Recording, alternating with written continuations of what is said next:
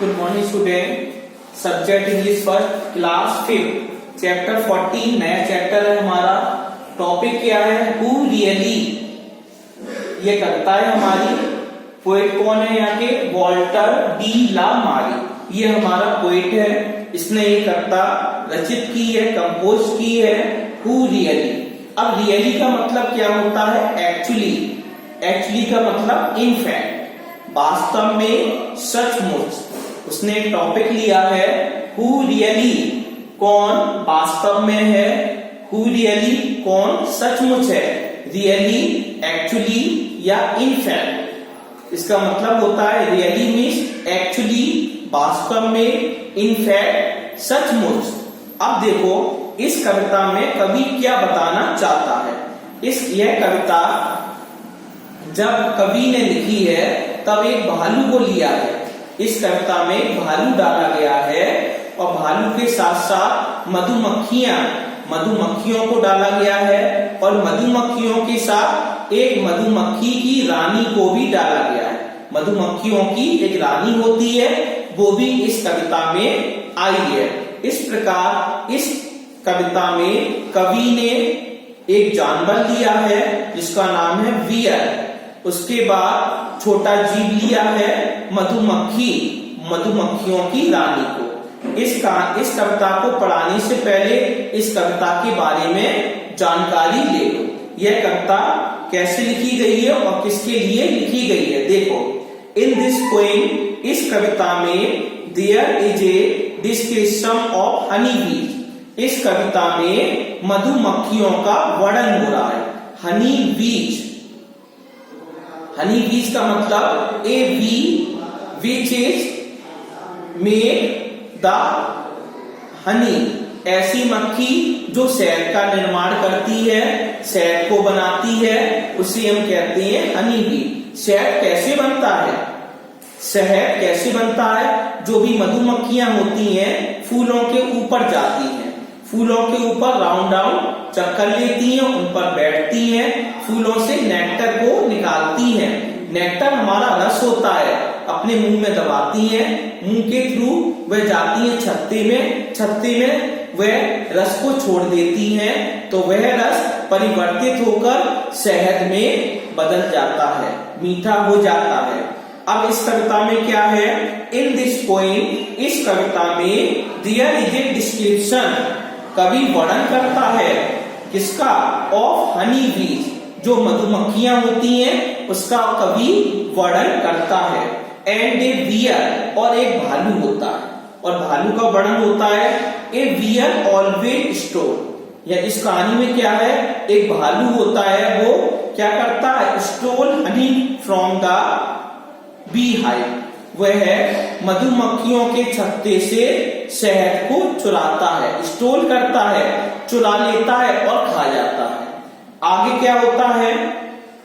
Then the honey बीज complain, तब उसके बाद क्या होता है? जो हनी बीज होती हैं वो कंप्लेन करती हैं, एक शिकायत करती हैं। किससे करती हैं? टू देयर क्वीन, एक रानी होती है मधुमक्खियों की, उससे शिकायत करती हैं।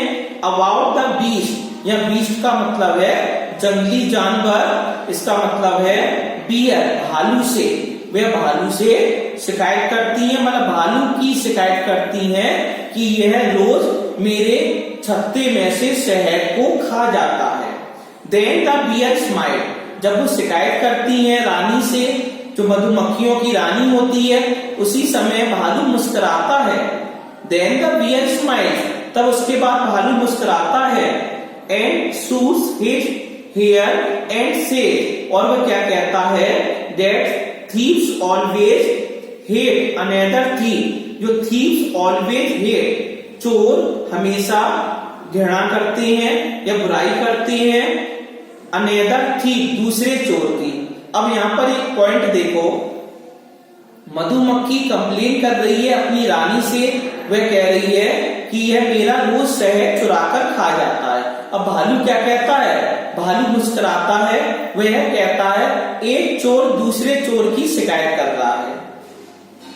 दैट थीव्स ऑलवेज हेट, चोर हमेशा हेट घृणा करते हैं, अनदर थीव, दूसरे चोर की। इसका मतलब क्या है? इसका मतलब ये है मधुमक्खियां चोरी करती हैं फूलों की, फूलों से रस चुराती हैं, तो एक प्रकार की चोरी कर रही हैं। फूलों से रस चुराया, अपने छत्ते में डाल दिया, फिर चुराया, फिर छत्ते में डाल दिया, ये चोरी हो गई। तो भालू मुस्कुराते हुए कहता है, एक चोर दूसरे चोर की हमेशा क्या करता है? घृणा करता है, हेट करता है। तो ये कविता में दर्शाया गया है। अब देखो कविता की पहली लाइन क्या कह रही है? कवि क्या लिख रहा है? When winters over the bear once more। यहाँ पर समझ लेना, When winters over the bear once more, इसका मतलब क्या है? When मीन्स होता है जब, winter is over, winter is over का मतलब सर्दियां समाप्त हो जाती हैं। विंटर इज ओवर, सर्दियां फिनिश हो जाती हैं। द बियर वंस मोर, भालू एक बार, द बियर भालू वंस मोर एक बार। Rolls from his hollow tree, एक रॉल बनाता है फ्रॉम हिज हॉलो, हॉलो का मतलब होता है एन अनफिल्ड स्पेस, अनफिल्ड भरा हुआ नहीं, खोखला, ऐसा स्थान जिसमें जगह होती है। अनफिल्ड, फील्ड का मतलब भरा हुआ होता है, कोई भी चीज होती है, और अनफिल्ड का मतलब ऐसा स्थान जो खोखला होता है, जिसमें जगह होती है, स्पेस होता है। एंड पोक्स, पोक्स माना होता है ढकेलना, टू पुश, ढकेलना मतलब समथिंग विद फिंगर या स्टिक, किसी चीज को उंगलियों से ढकेलना या किसी डंडी की सहायता से ढकेलना, उसे हम कहते हैं pokes. And in and out, in का मतलब अंदर जाना, आउट का मतलब बाहर आना। अपने हाथ को अंदर डालता है वो, फिर उसको बाहर निकालता है, खा लेता है शहद भालू, फिर अपने हाथ को अंदर डालता, इन करता है, फिर शहद को निकालता है होलो प्लेस से, खोखले स्थान से। Where dwells the honey bee, कवि क्या लिख रहा है? Where dwells, dwells माना होता रेसिडेंस, निवास स्थान, जहां पर वह रहती हैं। क्या रहती हैं? The honey bee, मधुमक्खियां रहती हैं। अब देखो यहाँ की पहली लाइन देखो, क्लियर कर रहे हैं हम। When winter is over, the bear once more, इसका मतलब होता है when the bear has got up from his winter sleep, सर्दियों की नींद से, फ्रॉम हिज विंटर स्लीप, जब सर्दियां समाप्त होने वाली है होती हैं, तब भालू जाग जाता है। When the bear had got up, जब भालू जाग चुका है। कब भालू जाग चुका है? फ्रॉम हिज विंटर स्लीप, अपनी सर्दी भरी नींदों से जाग चुका है। फिर क्या होता है? Roll from his hollow tree, जैसे वह जागता है फिर क्या करता है? जहां पर छत्ता होता है मधुमक्खी का, वहां पर वह क्या करता है? वहां पर वह अपना हाथ डालता है रॉल बनाकर, ऐसे करके हाथ को करके और उसको अंदर डालता है। And pox about in and out, और वह अपने हाथ में से उस शहद को बाहर निकालता है, फिर हाथ को अंदर डालता है, फिर बाहर निकालता है। Where dwell the honey bee, जहां पर हनी बी रह रही है। वेयर ड्वेल्स, जहां पर रहती हैं, द हनी बी, मधुमक्खियां। आगे देखो क्या होता है? देन, तब उसके बाद all the little creatures go, all the little creature, छोटे छोटे प्राणी, जंगल में हर प्रकार का प्राणी होता, बड़ा भी होता, हाथी जैसा, चींटी जैसा, छोटा भी होता है। तो कवि क्या लिख रहा है यहाँ पर? कवि क्या लिखता है इस लाइन में? देन, तब उसके बाद ऑल द लिटिल क्रीचर्स गो, सभी छोटे छोटे प्राणी, इसका मतलब जीव जंतु, गो चले जाते हैं। एंड टू देयर क्वीन दे से, वो किससे कहते हैं? वो एक रानी से कहते हैं।